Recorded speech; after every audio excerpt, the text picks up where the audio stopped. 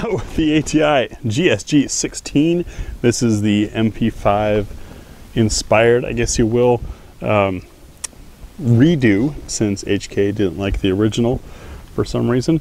It's a lot more plasticky feeling, but kind of fun, and you might have noticed it rolls up into the shoulder really well because the stock doubles as storage for your spare mag. So we'll start things off with full mag plus one. They do hold about 25 rounds with nice assists on the edge there.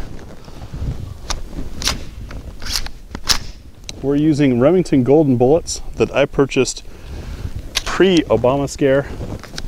You can paddle mag release, classic HK style, or if you've got giant hands, you can push the button and it does drop free.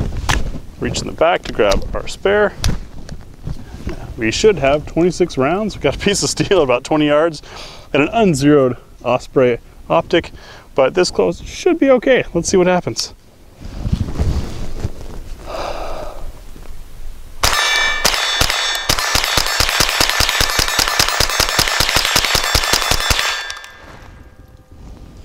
Ran them all just fine. 22s are so much fun. Let's see how it does in a special What's for Dinner. So semi-auto 22s, and as you can see we do have our What's for Dinner TV tray here. Semi-auto 22s can be problematic in that they usually need high velocity and they can be very ammo sensitive.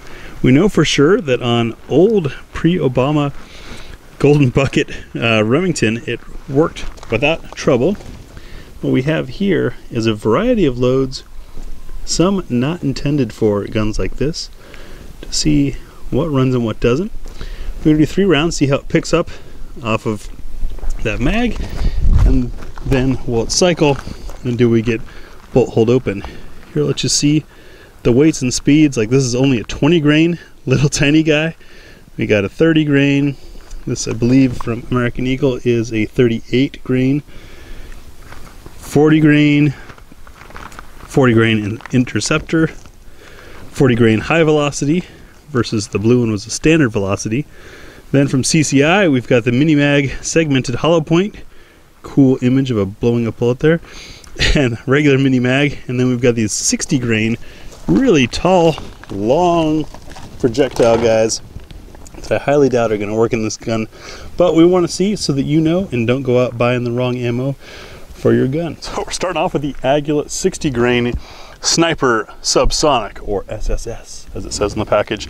60 grains, that's a lot of weight. Think about it, this little 22, which looks pretty much like a 22 short stuffed with lead, having more weight than your standard M855, or is it M193? I mixed it up, you guys can correct me in the comments below.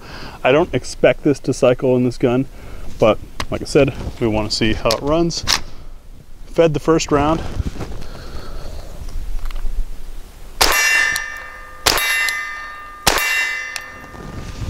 Cycled and was kind of cool quiet. This is a faux suppressor on here, folks. What you're hearing is purely the noise. The smells good. The cycling of the action and ringing of the steel was louder than the actual bullet.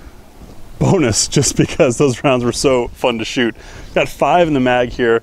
I'm going to shoot just into the berm. Real quick, 5 shots. Hopefully they all run so you can get a better idea of the sound without the steel ringing.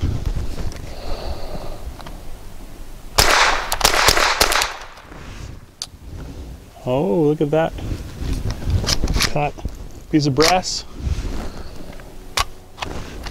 And we have a round stuck in there. Let's see what we can do. I'll just tuck that mag right back in there. Or on the ground. See how smoothly I did that?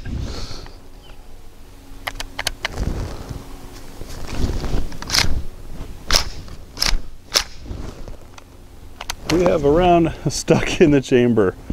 Wah. We'll pry this out and continue on. Next up, CCI Mini Mags. These are probably the most dependable of the rounds out there, at least in my experience. 1,235 feet per second. I'm not expecting any issues. That last round we just had to dig out with a knife.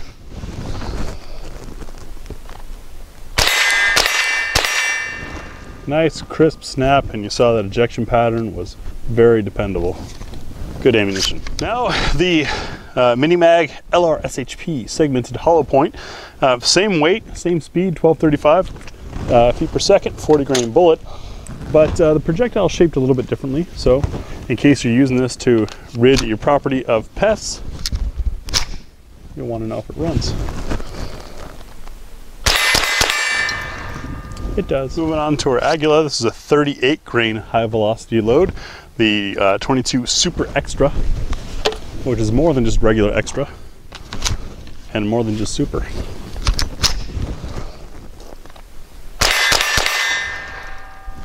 Excellent ejection pattern, super reliable, good ammo. Now we've got the Agula 22 Interceptor, also 40 grain, does not state whether or not it's high velocity or standard velocity. So curious to see if it's going to have enough spunk to run in this. Packaging is very similar on these things. You got to really read it to find the differences. Easy. Another Agula load. This is a 40 grain 22 Super Extra. Standard velocity though. So is that going to run the GSG 16? Yes, it does. We've got a hollow point from American Eagle. This one's only 38 grains. It does say high velocity, but less weight. So we're going to have less energy to cycle the bolt.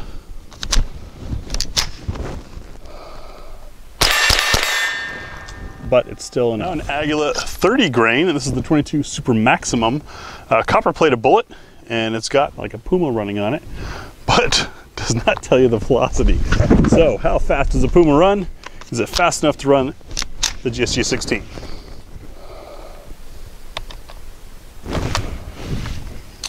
Well, not if it doesn't feed. We've just had, I don't know if we can zoom into that, like a triple feed happen. And considering that these are single stack staggered mags, that's a pretty interesting little malfunction there. We'll toss the smashed ones and refill this mag and see if we can get it to run. Agula 30 grain Super Maximum, take two.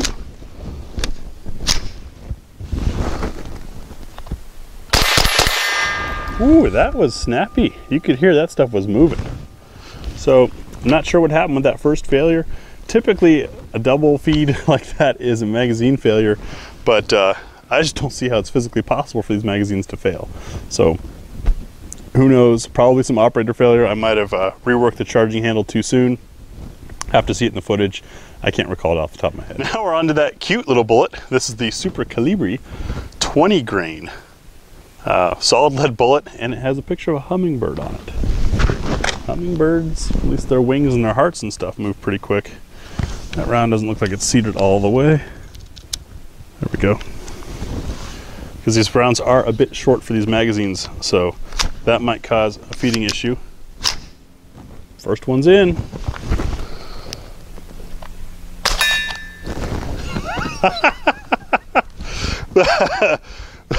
That was what came to mind immediately was the cowboy and the spitting into the spittoon off the side of it. The bolt didn't even really try to move, so it wasn't enough to cycle it, but man,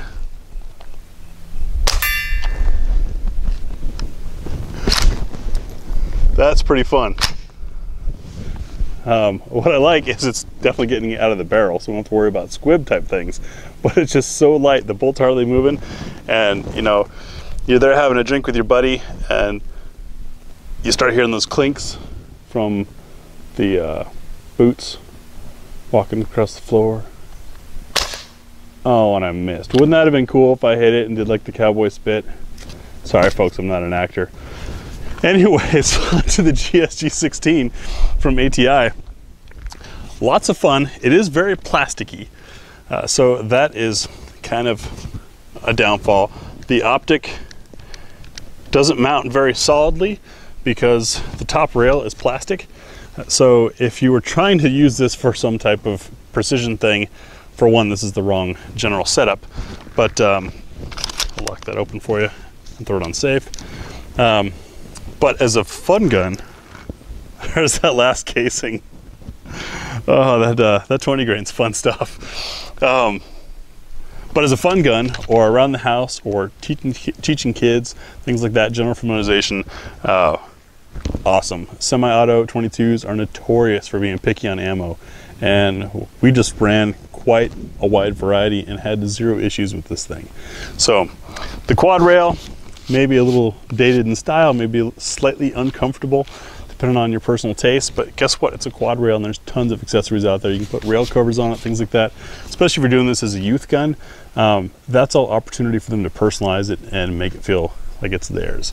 So whether or not you get one for the kids, get one for yourself, or get one for yourself and tell your significant other you got it for the kids, I think the GSG 16 is a pretty cool gun.